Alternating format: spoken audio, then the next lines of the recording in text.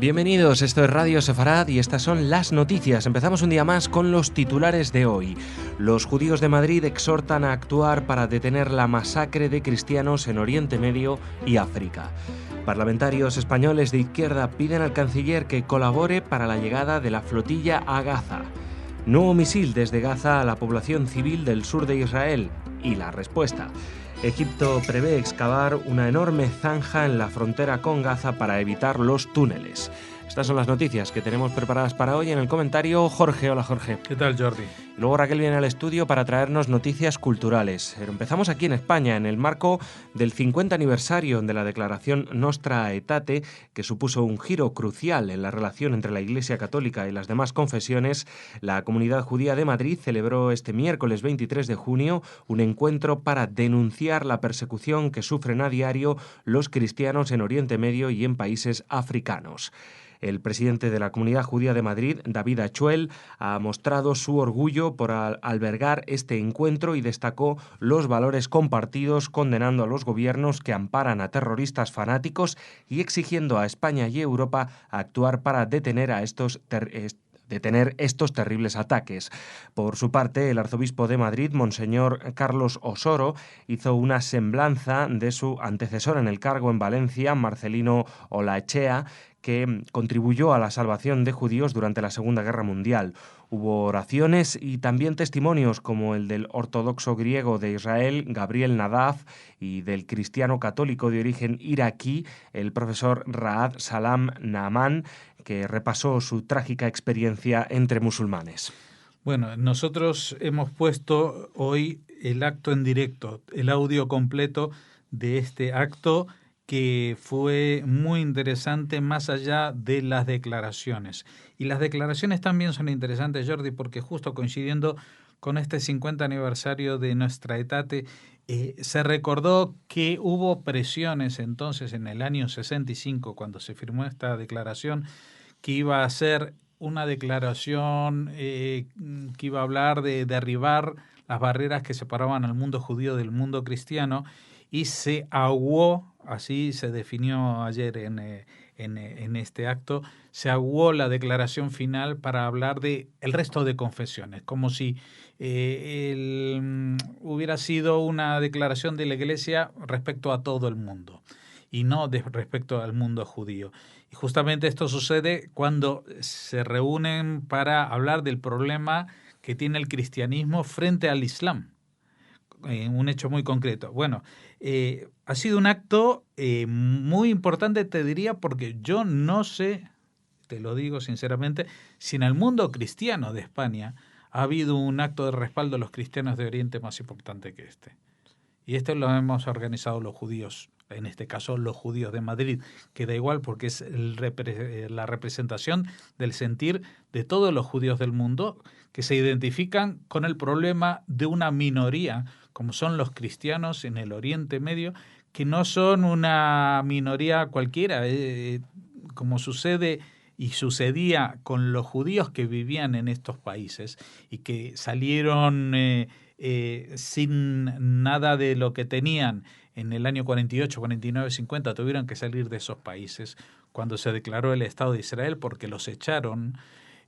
Pues estas minorías, como los judíos, estaban allí mucho antes de que llegaran los musulmanes, mucho antes de que esas tierras, hablamos de Irak, de Siria, etcétera, etcétera, fueran tierras árabes, porque como bien dice su nombre, árabe es de Arabia. De Arabia salió el conquistador, estos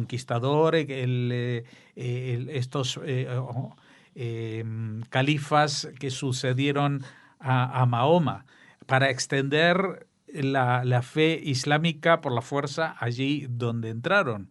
Entonces, no es que son minorías, y esto lo aclaró justamente este profesor Raad Salam Naaman, no son minorías que son musulmanes que por influencia de Occidente se convirtieron al cristianismo, sino que eran cristianos mucho antes de la llegada de los musulmanes. Así como había judíos que habitaban esa zona desde los tiempos bíblicos, desde el siglo V, VI antes de la era común, cuando el rey Nabucodonosor se llevó a los judíos después de destruir el primer templo. Desde esa época había judíos de forma constante en esa zona, pero que desaparecieron, como comentamos antes, en el año 48. Este señor Rad Salam, así como otros de los que hablaron, como el Rabbi Yerahmiel Barilka, pues exhortaron a una acción más decidida en la defensa y criticaron cierta blandura en las instituciones españolas. Y yo debo decir de que también he notado cierta blandura o falta de contundencia, por así decirlo, incluso en el representante máximo de la Iglesia Católica, que era en ese momento, en este acto, el arzobispo de Madrid, Carlos Osoro, el monseñor Carlos Osoro. Su declaración iba para contar la historia de su antecesor en el cargo, salvando judíos en la Segunda Guerra Mundial, pero no estaba hablando del problema que nos convocaba, que eran los cristianos de Oriente. Y eso es algo que realmente todos echamos en falta porque es una situación dramática. Las cifras son espeluznantes. O sea, la población cristiana se puede decir que se está reduciendo al 10% de lo que era hace pocas décadas. Entonces, estamos hablando de que gente que no todos han sido masacrados, que la mayoría han emigrado, pero han tenido que dejar sus tierras, han tenido que dejar sus templos ancestrales, etcétera, etcétera, y están siendo ellos los primeros, junto con musulmanes de otras facciones, los que son masacrados, los que son violados, los que son crucificados, etcétera, etcétera, y sus signos y sus iglesias quemadas y todo dirigido hacia una guerra religiosa de tintes realmente medievales. Así que bueno, desde aquí, desde Radio Sefrat, nos sumamos a este llamamiento, evidentemente, y aprovechamos esta coincidencia del calendario de los 50 años de la Declaración Nostra Aetate para recordar también algo que hace muy poco dijo el propio Papa Francisco estos días, diciendo cómo es que los aliados, sabiendo lo que sabían, no bombardearon las líneas de los trenes que conducían a los judíos a Auschwitz. Evidentemente no hubieran evitado la muerte de todos los judíos, pero hubieran evitado cientos de miles de muertes, si no millones. Y no hicieron nada. Y entonces, ¿ahora qué pasa? Tampoco estamos haciendo nada por salvar a la gente que están matando en Oriente Medio. Seguimos en España. Parlamentarios de los partidos españoles Izquierda Plural, Podemos, BNG y ERC han firmado una carta en la que piden al ministro de Asuntos Exteriores, José Manuel García Margallo, que ponga todo su empeño y oficio en ayudar para que la denominada Flotilla de la Libertad pueda atracar en el puerto de Gaza con fines solidarios. La carta está firmada por 22 parlamentarios y eurodiputados que inciden en el carácter humanitario de la misión que se dirige a Gaza para llevar mercancía solidaria. Los firmantes señalan por una paz justa en Palestina y denuncian el bloqueo de Gaza que ejerce Israel por tierra, mar y aire desde el año 2007, quedando la entrada y salida de personas y mercancías al albur de decisiones del ocupante israelí. Entre los embarcados que intentarán llegar a Gaza se encuentran Teresa Forcades, la monja que ha abandonado el convento para presentarse a las elecciones catalanas, la eurodiputada de Podemos Estefanía Torres y la del BNG Ana Miranda.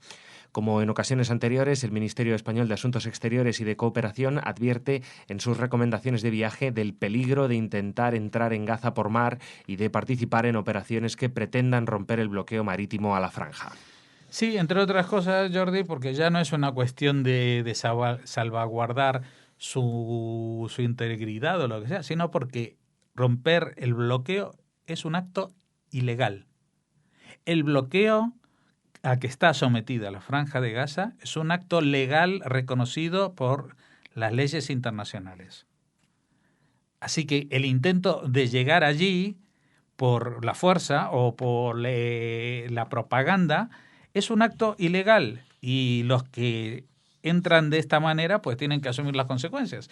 Que los detengan, que vayan presos o que no sé cuál puede ser el intento. Lo que yo realmente es bastante vergonzoso es llamar que en esta carta que firman estos 22 parlamentarios llaman que inciden en el carácter humanitario de la misión. Esta no es una misión humanitaria.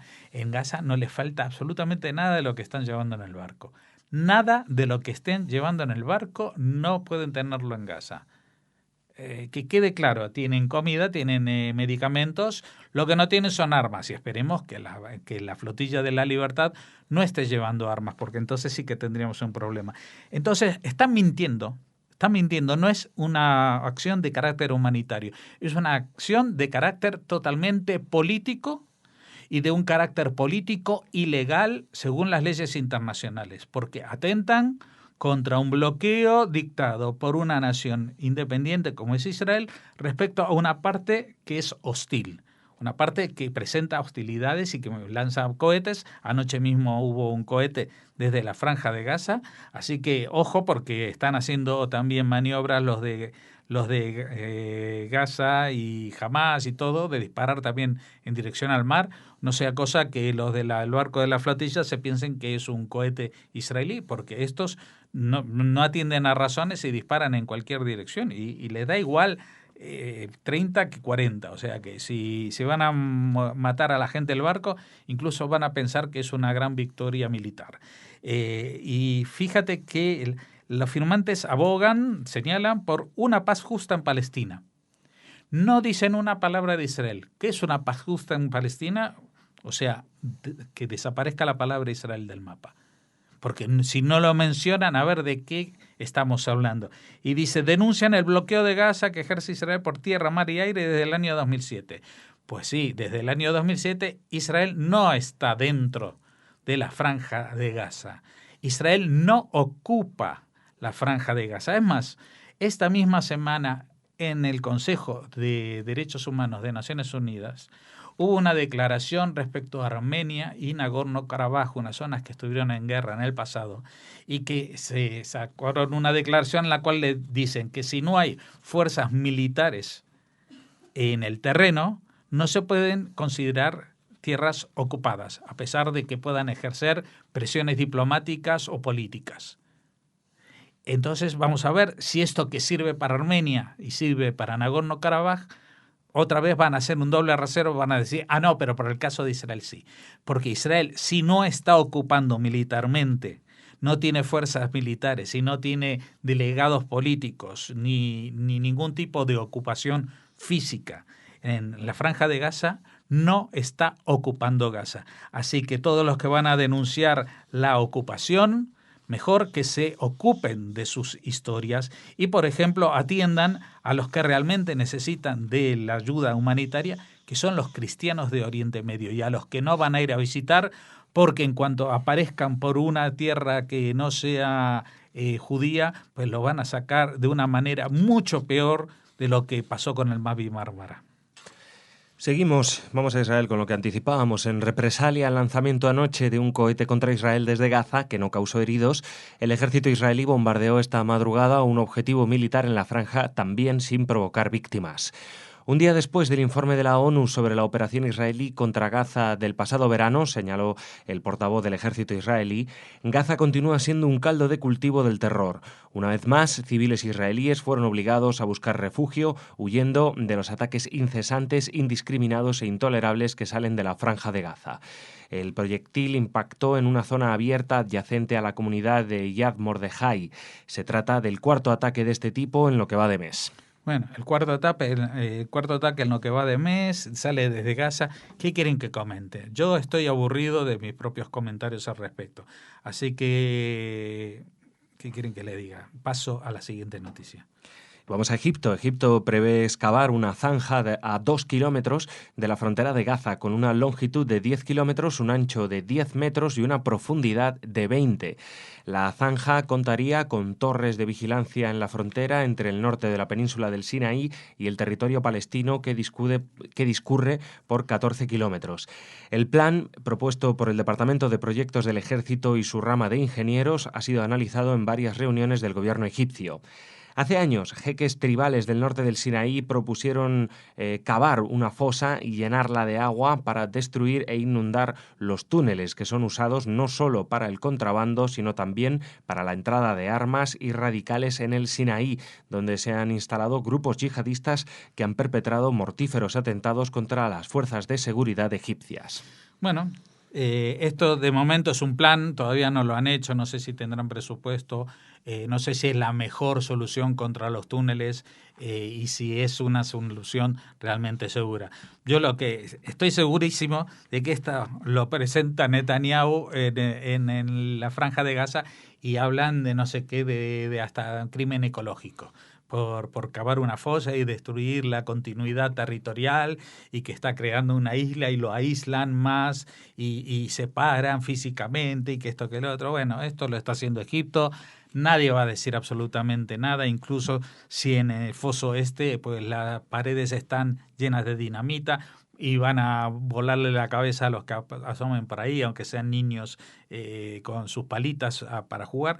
Eso no le importa a nadie. Lo del doble rasero ya lo sabemos, lo conocemos y estamos hartos. Estamos hartos de que con lo que está pasando en Gaza, con lo que hace Egipto para evitar que entre y salga nadie de Gaza, para lo que están matando a gente de otras minorías en Gaza y fuera de ella, pues lo que preocupen a los parlamentarios de estos grupos de izquierda sea mantener el nombre de una flotilla que nunca les va a llevar a ningún puerto.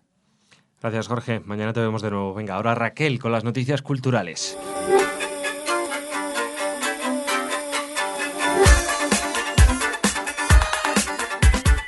Muy buenas, Raquel. Hola, Jordi. ¿Cómo estás? Muy bien. Bien. ¿Y tú? ¿Dispuesta a traernos noticias culturales? Por supuesto. En este caso vamos a hablar de los niños, de que a veces con las vacaciones, bueno, pues los padres, los tíos y tal, no sabemos muy bien qué hacer con ellos en ocasiones. Niños gratis, sí. Que es la promoción esa que hacen en muchos sitios ya. Niños gratis, lo anuncian tanto tiempo así que a mí me hace gracia. Niños gratis. En fin, bueno, ¿qué hacer con los niños, Raquel? Pues mira, el Museo Sefardí de Toledo ofrece un campamento de verano gratuito, niños gratis. Niños gratis. Para 15 niños de 5 a 10 años, entre los días 7 y 10 de julio.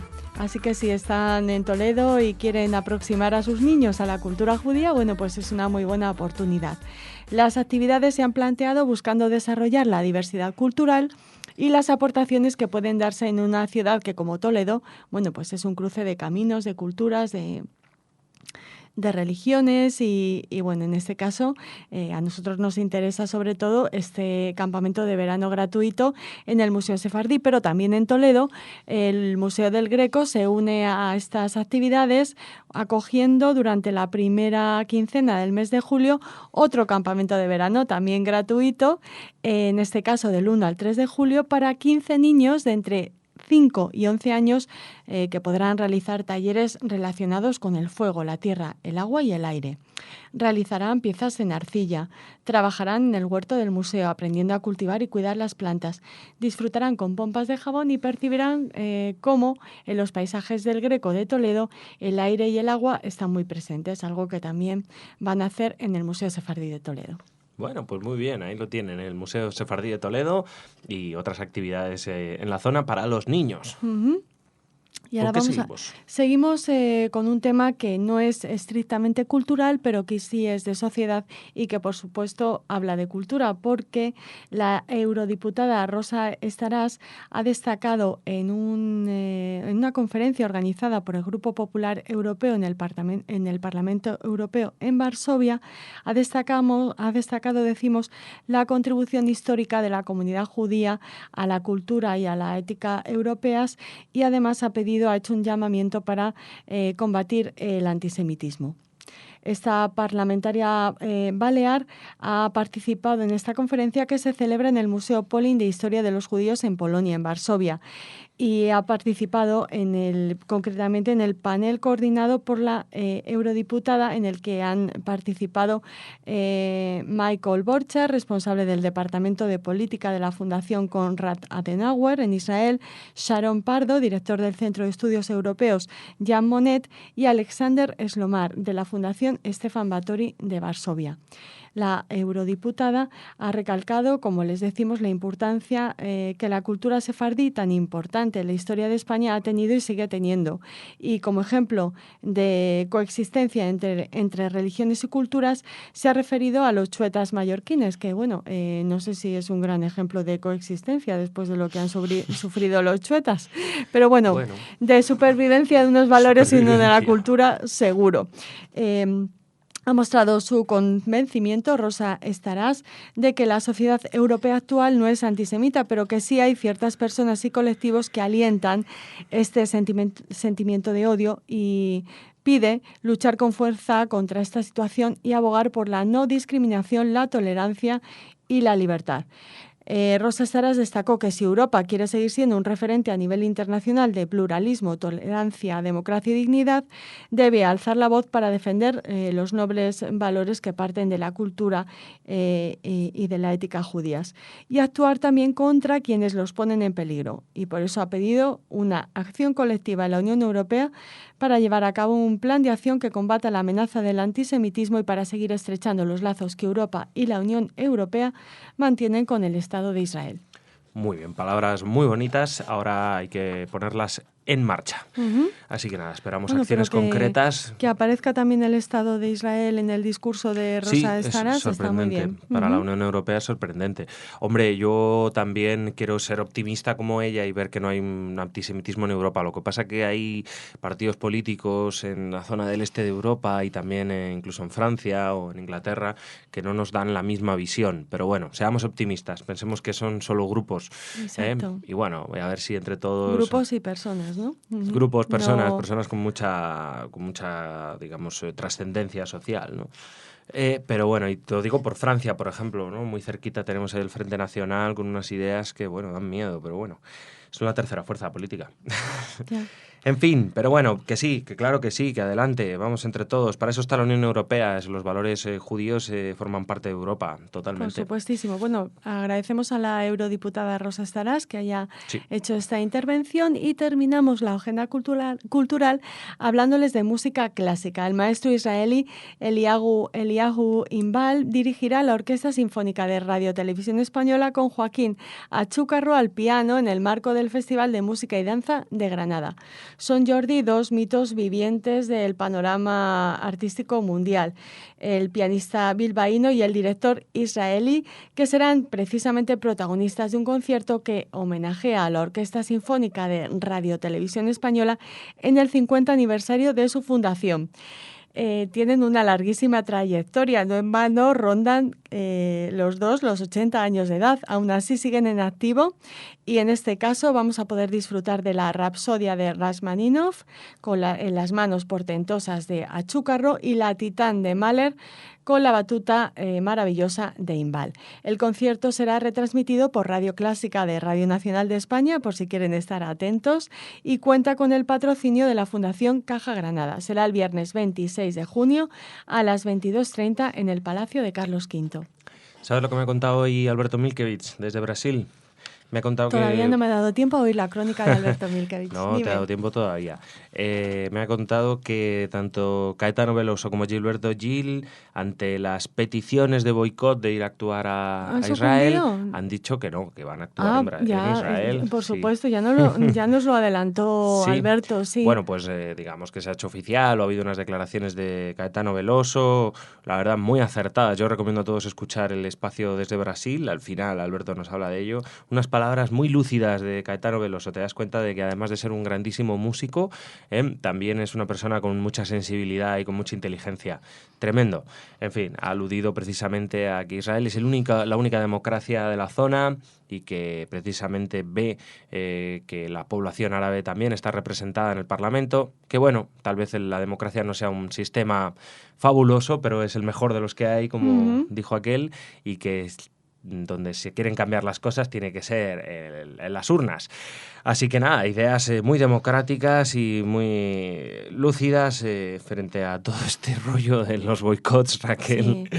Así que boicot y desinversión. Bueno, pues le remitimos a esta crónica siempre interesante de Alberto Milkevich, en este caso hablando de dos grandes de la música. Pues nada, Veloso y Gil en Israel seguro. Así que nada, que lo disfruten. Y nosotros mañana aquí... no quedan entradas. No quedan entradas, o sea, normal. Ir a verles. Pues sí, nosotros desde luego aquí no podremos estar ni en Brasil ni en Israel. Así que nada, Raquel, hasta mañana. Hasta mañana.